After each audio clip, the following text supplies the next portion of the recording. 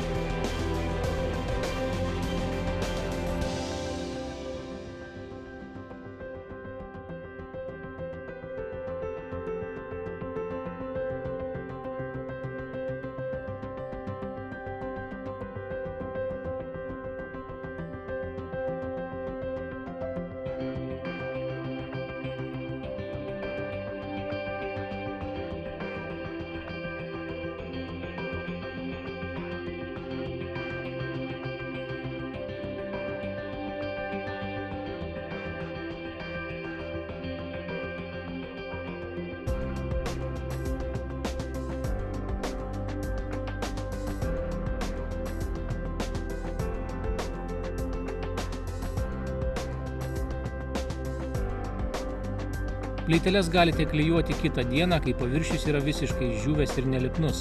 Plytelių klijavimui naudokite elastingus plytelių klijus Weber EasyFix. Plyteles visada pradėkite klijuoti nuo grindų antrosios eilės į viršų, tačiau jei yra žinomas grindų plytelių lygis, galite pradėti ir nuo pirmos. Plytelių klijų tepkite tokį plotą, kad spėtumėte suklijuoti plyteles per 30 minučių. Siekiant išlaikyti vienodus tarpus tarp plytelių, naudokite kryžiukus. Tuos pačius veiksmus atliekame ir grindų izoliavimui bei plytelių klijavimui. Praėjus 2-3 poroms galite pradėti glaistyti plytelių tarpus. Prieš darbus įsitikinkite, kad tarpai švarūs, nėra plytelių klijų likučių.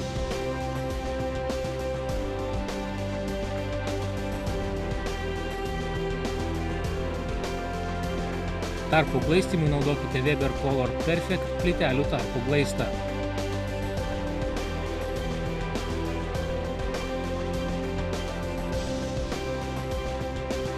Glaistykite guminę glaistikle įstrižais judesiais. Glaisto likučiai jam pradėjus džiūti pašalinami drėgna kempine. Džiaukitės jaukia vonia su Weber.